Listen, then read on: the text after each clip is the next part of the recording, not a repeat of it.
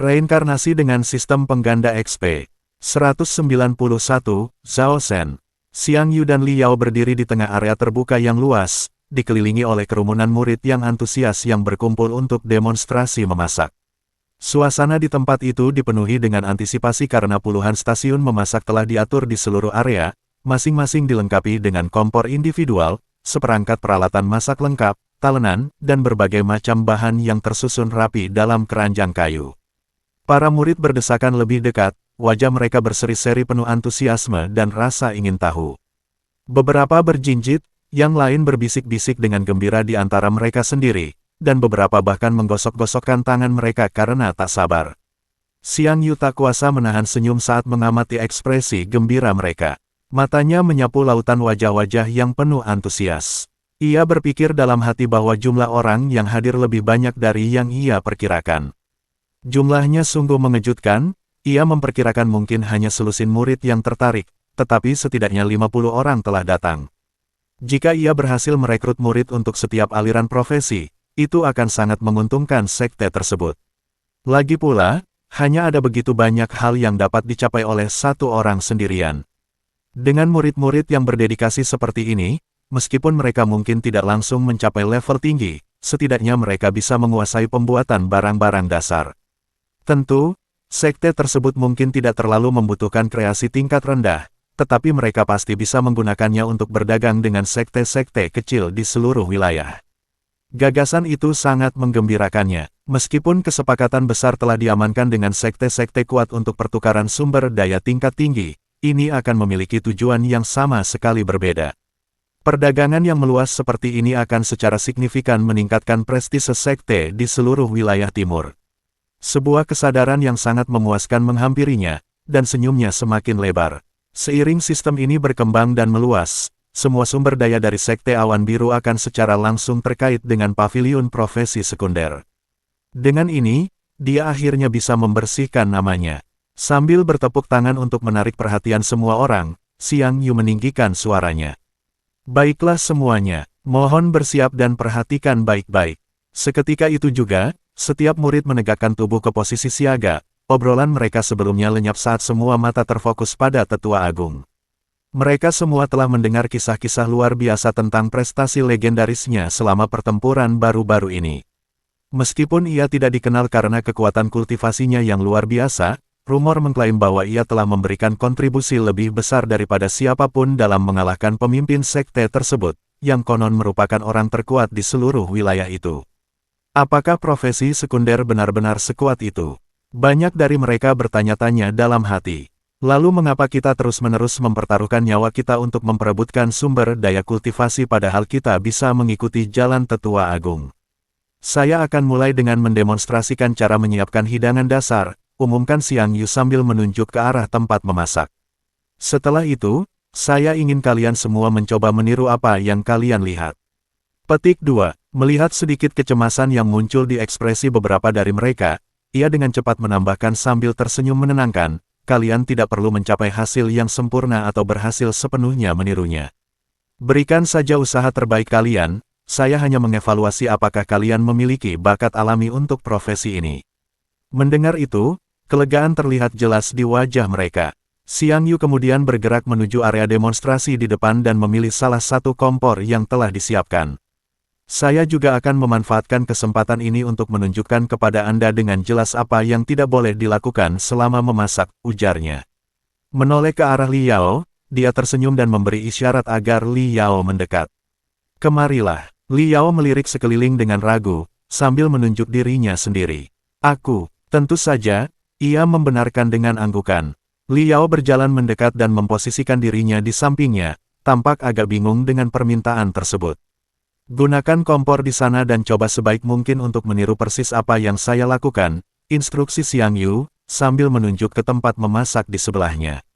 Li Yao mengangguk patuh. Xiang Yu kemudian berbalik dan berbicara kepada para murid yang berkumpul dengan nada yang sangat serius.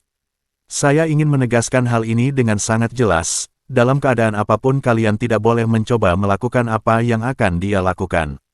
Para murid saling bertukar pandangan bingung, menatap Li Yao dan bertanya-tanya apa maksud Tetua Agung dengan peringatan aneh tersebut. Namun, begitu demonstrasi memasak dimulai, mereka langsung mengerti alasannya. Meskipun Liao jelas bertekad dan berusaha dengan cermat meniru setiap gerakan Xiang Yu, entah bagaimana dia malah melakukan kesalahan total. Dalam beberapa menit pertama, dia berhasil melakukan hal yang tampaknya mustahil, yaitu melelehkan wajannya. Dia terus-menerus memilih bahan yang salah meskipun memiliki perlengkapan yang identik.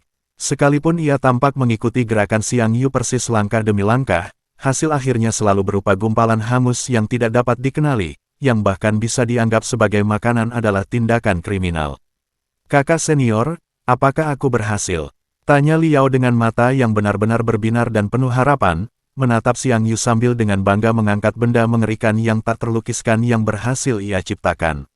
Ya, kamu melakukannya dengan sangat baik, jawab Xiang Yu lembut, sambil mengulurkan tangan untuk mengelus kepalanya dengan penuh kasih sayang. Sembari melakukan itu, ia melirik tangan satunya yang masih dikelilingi oleh nyala api Phoenix yang berkelap-kelip dan memeriksanya dengan saksama. Ia berpikir dalam hati bahwa garis keturunan Phoenix benar-benar luar biasa.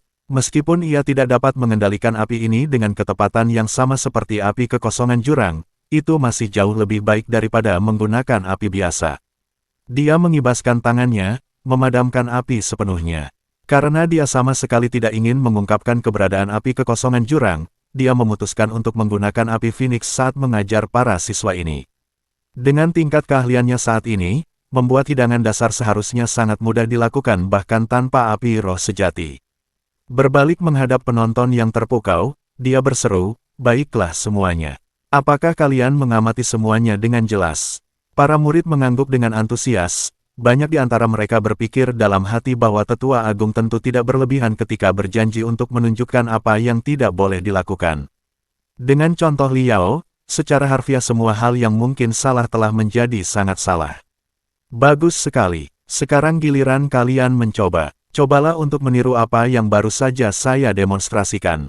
Ingat, tidak perlu sempurna, berikan yang terbaik. Xiang Yu memberi semangat kepada mereka. Xiang Yu memperhatikan dengan saksama saat para murid berpencar ke tempat memasak masing-masing dan mulai mencoba meniru demonstrasinya. Udara dipenuhi dengan suara memotong, mendesis, dan sesekali gerutuan frustrasi saat mereka bekerja dengan konsentrasi tinggi.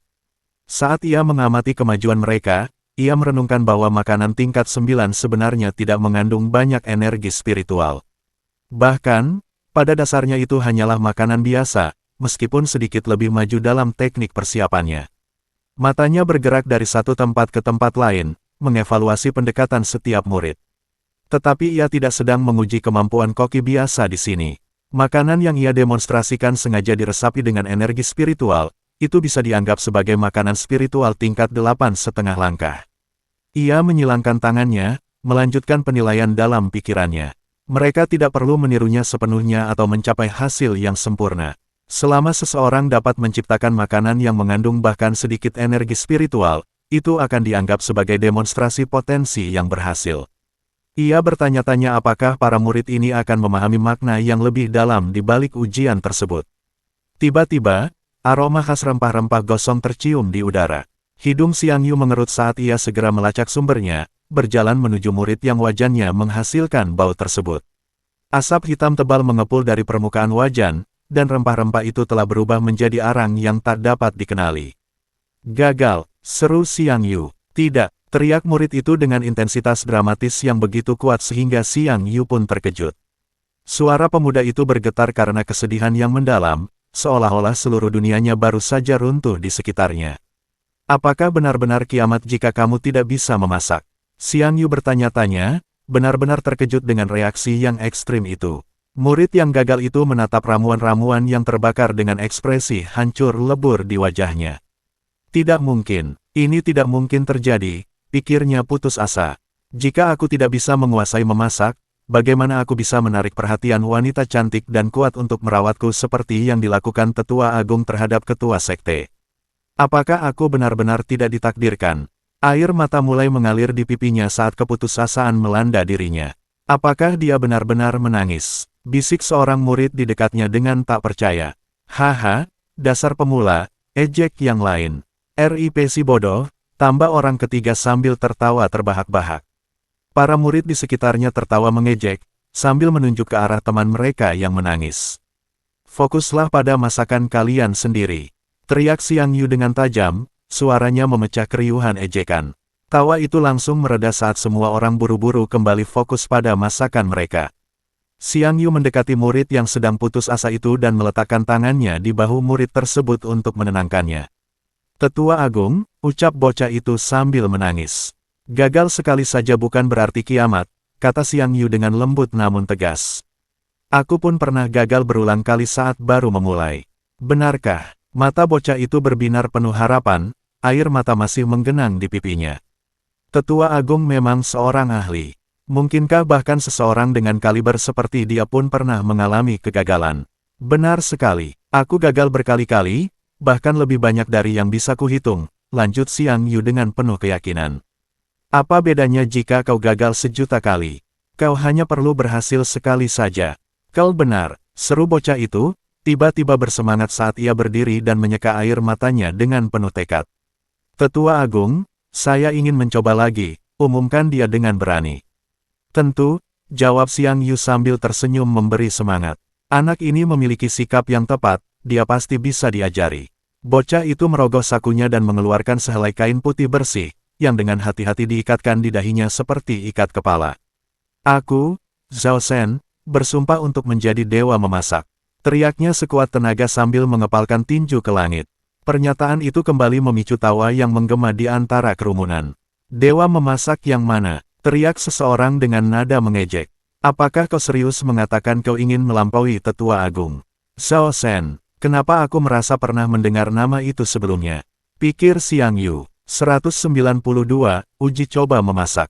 Lulus, lulus, lulus. Gagal, gagal. Xiang Yu berpindah dari satu stasiun ke stasiun lainnya, mengevaluasi upaya setiap murid dalam menciptakan makanan spiritual.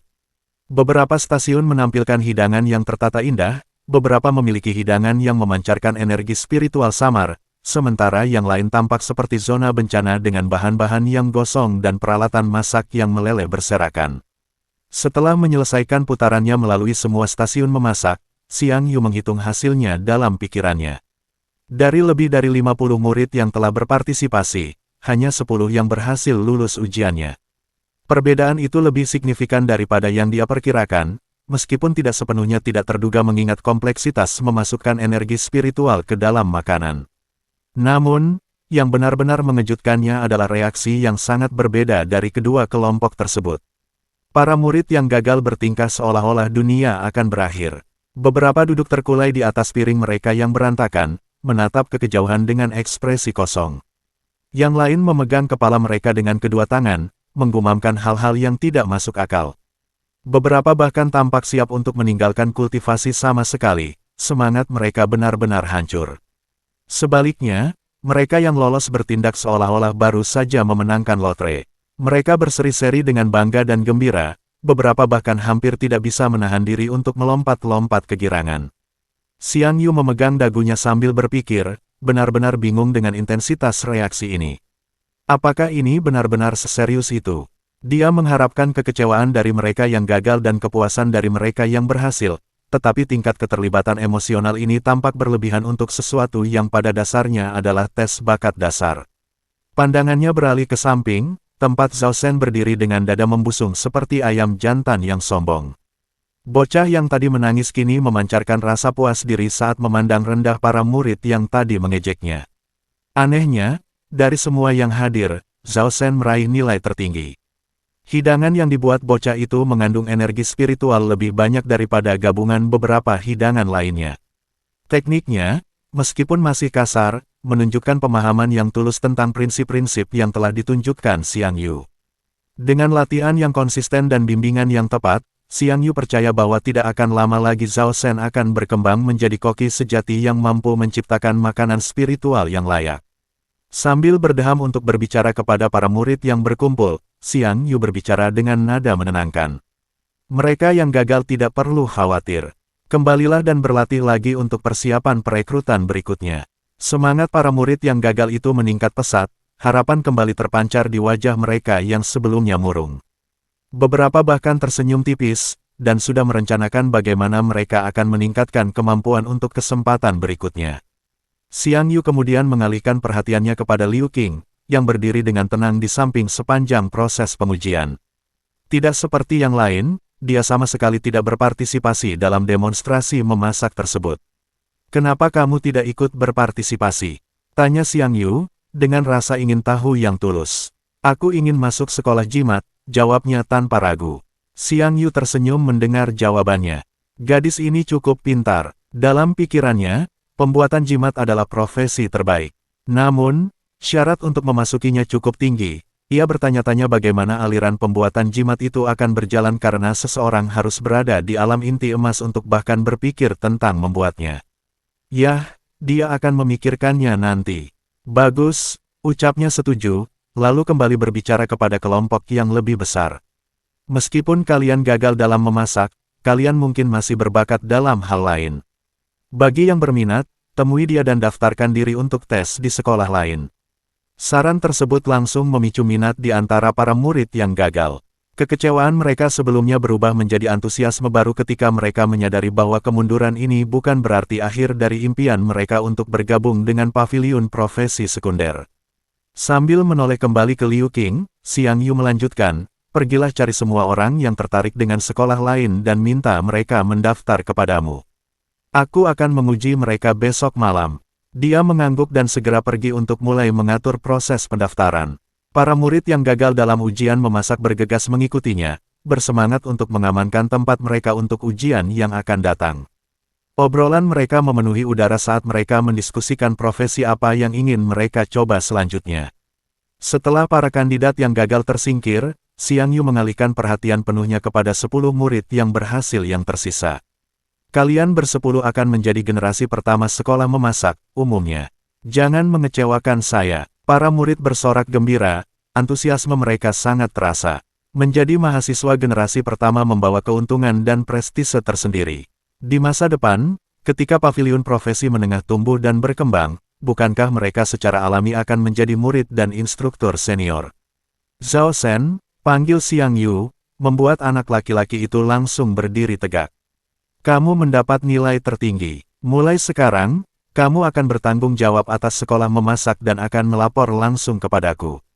Zhao Shen membungkuk dalam-dalam, wajahnya memerah karena bangga dan tekad. Xiang Yu mencatat dalam hatinya untuk memilih pemimpin yang serupa untuk setiap sekolah setelah sekolah-sekolah tersebut didirikan. Mengelola banyak sekolah dan puluhan siswa akan menjadi hal yang mustahil jika dia harus mengawasi setiap detailnya secara pribadi. Mendelegasikan wewenang kepada siswa yang cakap akan mempermudah segalanya. Karena ia tidak selalu bisa hadir untuk mengajar siswa secara pribadi, ia juga mencatat dalam benaknya untuk membuat materi pembelajaran yang komprehensif untuk setiap profesi. Ini berarti menulis buku instruksi yang detail, mengembangkan kurikulum yang terstruktur, dan menetapkan sistem pengembangan karir yang tepat untuk setiap sekolah. Lingkup pekerjaan yang ada di hadapannya tiba-tiba tampak sangat berat. Hidupnya menjadi jauh lebih rumit daripada sekadar mimpinya tentang kultivasi yang damai. "Baiklah, umumkan kepada ke-10 murid yang berhasil, menepis kekhawatirannya untuk sementara waktu. Kalian akan membantuku menyiapkan jamuan untuk sekte. Mari kita mulai bekerja." 193, Putri tidur. "Adik perempuan, kenapa kau masih di sini? Bukankah kau punya urusan lain yang harus diurus?" tanya Xiang Yu, sambil melirik ke belakang saat ia mengatur bahan-bahan masakan untuk pesta besar yang akan datang. Li Yao, yang tadinya duduk tenang di bangku kayu dekat area memasak, mendongak dengan mata polos. "Tidak, aku akan tetap di sini dan mengawasi kakak," katanya. "Baiklah," jawab Xiang Yu sambil sedikit mengangkat bahu, lalu kembali fokus pada persiapan. Namun, di dalam kesadaran Li Yao, "Apa maksudmu, tidak? Kau masih punya banyak sekali dokumen yang harus diselesaikan. Kau perlu mengalokasikan anggaran untuk upaya rekonstruksi, meninjau perjanjian aliansi, menetapkan jadwal patroli untuk murid-murid luar, mengevaluasi anggota yang terluka untuk kompensasi." Suara permaisuri terdengar jengkel saat ia menyebutkan tumpukan tanggung jawab administratif yang menumpuk. Namun Li Yao memotong perkataannya. "Tidak apa-apa, aku bisa melakukannya nanti. Tidak bisakah aku menjaga kakak senior sebentar saja?" Permaisuri terdiam cukup lama. Ia bertanya-tanya apakah gadis ini lebih terpengaruh oleh kejadian sebelumnya daripada yang ia tunjukkan. Meskipun Li Yao tidak menunjukkannya secara terang-terangan, tetap mempertahankan sikap percaya dirinya seperti biasa. Permaisuri menduga ia sangat terguncang oleh pengalaman tersebut. Baiklah, akhirnya Permaisuri berbicara, nadanya lebih lembut dari sebelumnya. Ia berpikir dalam hati bahwa memang penting untuk bersantai sesekali. Jika mengingat kembali, mungkin karena ia terlalu serius menjalankan tugasnya sehingga ia menjadi seperti ini. Namun, jika ia bisa kembali ke masa lalu, ia tahu ia akan tetap membuat pilihan yang sama. Lagi pula, ia berbeda dari kakak perempuannya. Liao duduk lebih nyaman di bangkunya, matanya berbinar dan penuh perhatian saat ia mengamati Xiang Yu mulai mengatur proses memasak. Ada sesuatu yang sangat menenangkan saat mengamati cara kerjanya. Kamu, siapkan api. Kamu, ambil rempah-rempahnya. Kamu di sana, siapkan dagingnya. Xiang Yu meneriakkan instruksi cepat kepada 10 murid baru sekolah memasak itu. Ia berpikir dalam hati bahwa meskipun ini adalah pertama kalinya ia memasak dalam skala besar dengan begitu banyak asisten, ternyata tidak sesulit yang ia bayangkan. Pada dasarnya, itu seperti memiliki tangan tambahan. Kuncinya adalah komunikasi yang jelas dan pendelegasian tugas yang tepat, keterampilan yang telah ia kembangkan selama proyek kelompok di masa kuliahnya. Untuk pesta kemenangan malam ini, Xiang Yu telah merencanakan sistem 3 tingkat yang akan menunjukkan kemampuan sekte sekaligus menghormati tamu mereka sesuai dengan status mereka.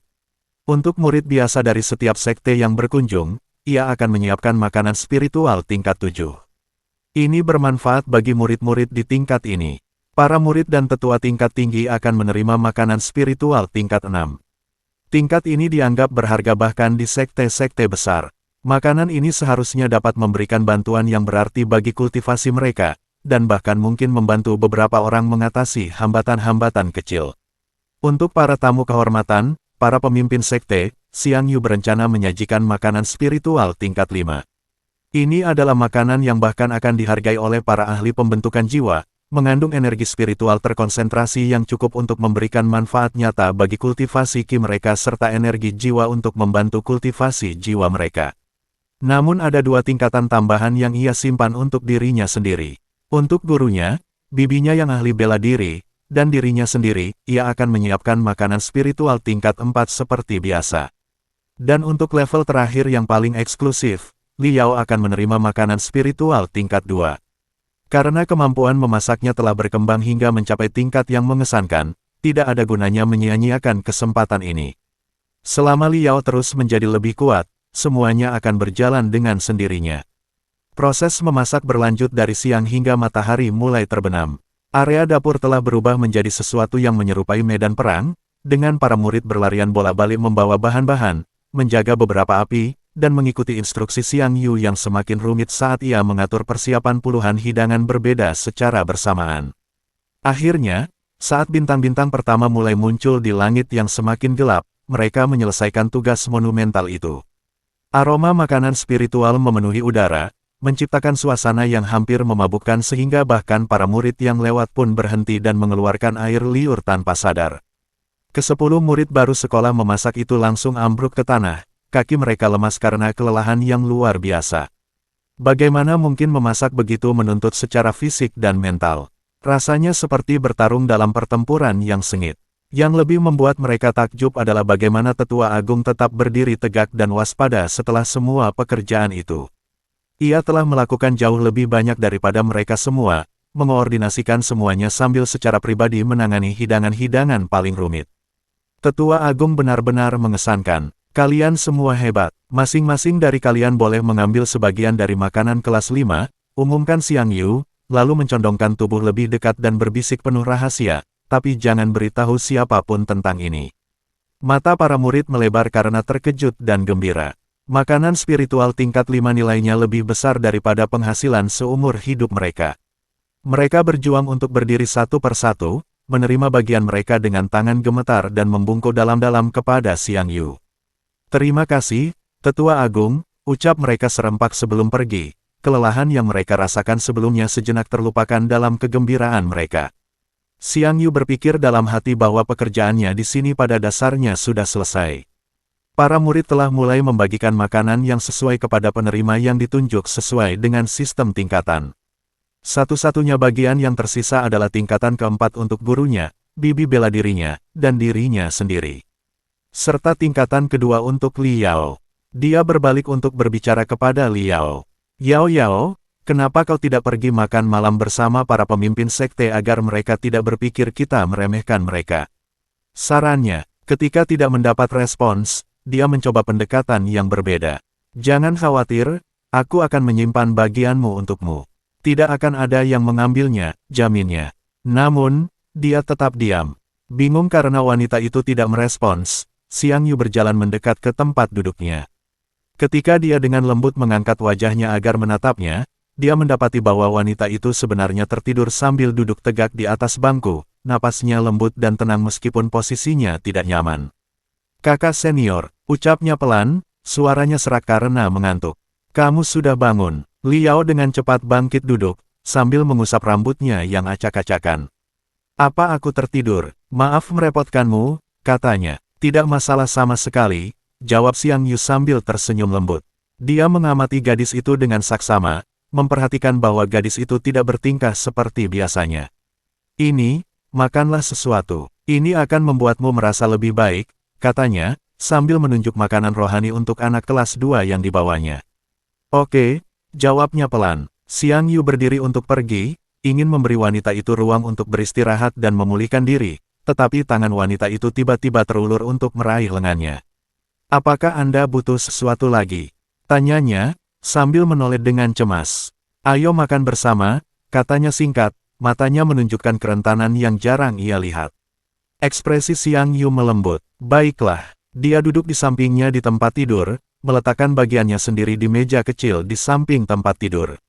Mereka makan dalam keheningan yang nyaman, satu-satunya suara yang terdengar hanyalah dentingan lembut peralatan makan di atas mangkuk. Xiang Yu mendapati dirinya mencuri pandang ke arah Li Yao sepanjang makan, ia merasa sulit untuk terbiasa dengan sikapnya yang luar biasa pendiam dan berharap ia segera pulih. Sementara itu, di dalam lautan spiritual Li Yao, permaisuri meregangkan tubuhnya. Aku akhirnya hidup kembali, gumamnya dengan puas. Makanan spiritual tingkat 2 itu telah memberikan keajaiban, tidak hanya memulihkan umur yang telah hilang selama serangan pamungkas, tetapi ia bahkan mendapatkan vitalitas yang lebih besar dari sebelumnya. Kemampuan memasak Xiang Yu tampaknya telah meningkat lagi. Bahkan Sekte Abadi pun akan dengan senang hati menerima seseorang dengan kemampuan seperti itu. Dia tidak bisa tidak bertanya-tanya warisan luar biasa macam apa yang pasti telah diterimanya sehingga mampu mencapai ketinggian seperti itu. Setelah selesai makan, Li Yao tiba-tiba bersandar di bahu Xiang Yu. Yao Yao, panggilnya pelan, tetapi tidak mendapat jawaban. Setelah memeriksa napasnya, dia menyadari bahwa gadis itu telah tertidur lagi. Dengan gerakan hati-hati yang sama seperti sebelumnya, dia perlahan membaringkannya di tempat tidur, menyesuaikan bantal di bawah kepalanya dan menarik selimut lembut ke tubuhnya yang sedang tidur. Meskipun seseorang dengan tingkat kultivasi Li Yao tidak mungkin kedinginan, saat ini dia tampak seperti gadis biasa. Saat Xiang Yu berbalik untuk pergi, dia merasakan tarikan lembut di lengan bajunya. Jari-jari Li Yao tanpa sadar menggenggam kain itu, dan bibirnya bergerak berbisik hampir tak terdengar. Jangan pergi, kumohon jangan pergi, ulangnya, ekspresinya tampak sedih bahkan dalam tidurnya. Hati Xiang Yu terasa sakit melihat raut wajahnya yang menyedihkan. Ia tampak belum sepenuhnya sadar, tetapi apapun yang ia impikan jelas sangat mengganggunya. Tanpa ragu, ia duduk kembali di tepi tempat tidur, tangannya bergerak lembut untuk menepuk kepalanya dengan lembut. Tidak apa-apa, aku di sini. Aku tidak akan pergi kemanapun, ia meyakinkannya dengan suara selembut mungkin. Perlahan, ekspresinya rileks di bawah sentuhannya, garis-garis kekhawatiran menghilang dari wajahnya hingga ia kembali tidur nyenyak. Xiang Yu tetap di sana selama beberapa menit lagi, melanjutkan penenangannya yang lembut hingga ia yakin wanita itu telah tertidur lelap. Baru kemudian ia dengan hati-hati melepaskan diri dari genggamannya dan diam-diam meninggalkan ruangan. Dia langsung menuju ke urat roh. Begitu masuk, dia melepaskan pakaiannya sebelum menyelam ke dalam mata air roh. Sensasi geli yang familiar dari energi spiritual yang terkonsentrasi menyelimutinya saat dia mengambil posisi. Saatnya melakukan ritual stimulasi aliran darah hariannya. Tanpa ragu, Xiang Yu melepaskan kendalinya atas garis keturunan naga dan phoenix. Seketika, kedua kekuatan yang berlawanan itu mulai berbenturan di dalam tubuhnya. Seperti sebelumnya, Dia memposisikan api kekosongan jurang untuk melindungi organ vitalnya jika terjadi sesuatu. Setelah menemukan bahwa pil penyembuhan justru memperlambat kemajuannya daripada membantunya, ia memutuskan untuk tidak menggunakannya sama sekali kali ini. Kemampuan pemulihan alaminya telah meningkat secara signifikan berkat peningkatan garis keturunan Phoenix-nya, sehingga pil tersebut menjadi tidak diperlukan. Tubuhnya mengalami siklus kehancuran dan generasi yang sudah biasa, jaringan-jaringan rusak dan membangun kembali diri mereka sendiri menjadi lebih kuat dari sebelumnya. Proses itu terus berlanjut dengan ritme yang tak henti-hentinya hingga akhirnya, pemberitahuan pengaturan ulang sistem muncul di hadapannya. Menghitung penyelesaian, 195, tolong jangan pergi. Seorang pria dan seorang wanita berdiri di samping ambang pintu kamar tidur mereka, suara mereka semakin memanas saat mereka berdebat dengan nada berbisik. Di atas tempat tidur, seorang anak kecil tidur dengan tenang, tubuh mungilnya meringkuk di bawah selimut lembut. Namun, seiring meningkatnya ketegangan antara orang tuanya, bisikan-bisikan kasar memecah keheningan malam, ekspresi damai anak itu mulai berubah. Wajahnya yang lembut sedikit berkerut, kerutan kecil muncul di alisnya saat gangguan itu menembus mimpinya. Akhirnya, matanya terbuka lebar. Matanya cerah dan berkilau dengan cahaya cerdas yang menyimpan kesadaran yang terlalu tinggi untuk seseorang yang masih sangat muda. Dia mendorong dirinya sendiri ke posisi duduk, tangan kecilnya secara otomatis bergerak untuk menggosok matanya yang masih mengantuk sambil berkedip kebingungan melihat sekelilingnya.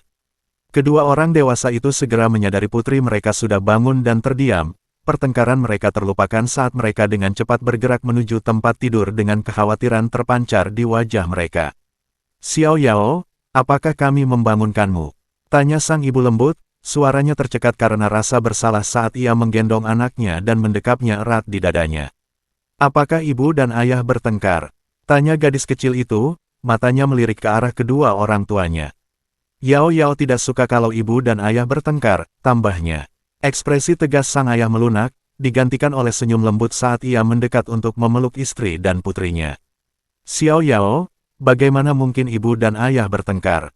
Ayah sangat menyayangi Xiao Yao dan ibu di seluruh dunia," katanya hangat, kedua tangannya yang besar merangkul mereka berdua dalam pelukan yang melindungi. Wajah sang ibu berseri-seri dengan senyum yang sama, meskipun kekhawatiran masih terpancar di matanya. "Ibu juga paling sayang pada Xiao Yao dan ayah," ulangnya, sambil mengecup lembut puncak kepala putrinya.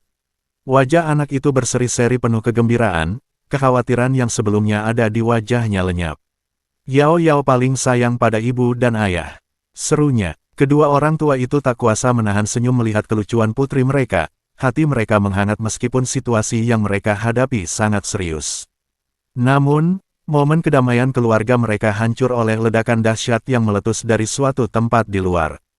Ledakan itu begitu kuat sehingga mengguncang seluruh rumah mereka, menyebabkan dinding bergetar dan debu berjatuhan dari langit-langit. "Mereka sudah datang," bisik sang ayah, ekspresinya mengeras. "Apa yang harus kita lakukan?" Xiao Yao, sang ibu mulai panik, tetapi suaminya terbatuk dan melirik putri mereka dengan penuh arti.